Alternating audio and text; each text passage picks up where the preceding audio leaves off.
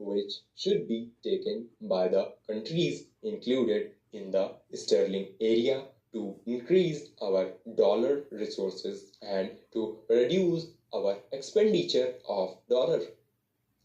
Various resolutions were framed at this conference, and the whole idea of the conference was that the resolutions passed at that conference were to provide the basis on which the British Chancellor of the Exchequer, so to speak, the managing agent of the sterling area, was to hold talks later in the year, sometime in September, with the US Treasury and with the Canadian government.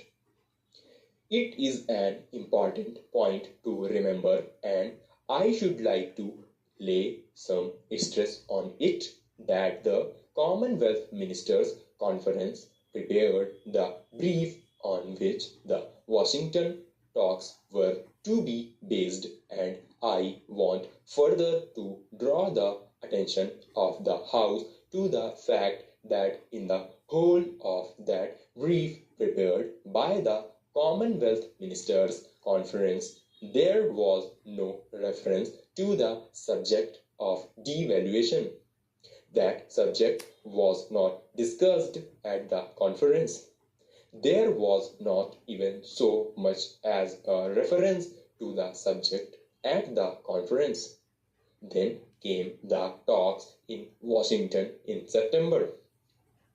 The talks at Washington are between the British Chancellor of the Exchequer, the US Secretary of the Treasury, and the Minister of Finance of the Canadian government. The Commonwealth countries were not represented in this conference. The understanding was that the British Chancellor of the Exchequer would argue the case for the sterling countries on the short note prepared by the Commonwealth Ministers' Conference.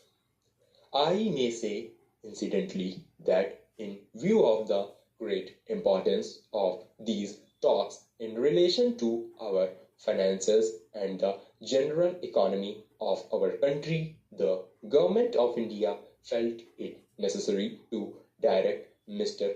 Chintaman Deshmukh, who is now our representative in matters of external finance in Europe and America, to proceed to Washington sometime before these talks began, so as to be present there in the capacity of an informal observer.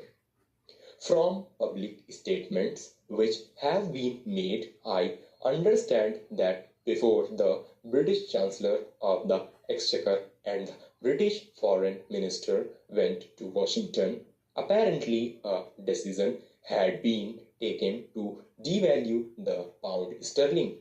The next stage to which I want to carry these preliminary observations is that the first information that we received here regarding the decision of the UK government to devalue the pound sterling was contained in the message which was sent by Mr. Attlee to Pandit Jawaharlal Nehru. We had to see the repercussions of devaluation of the British currency. Stop.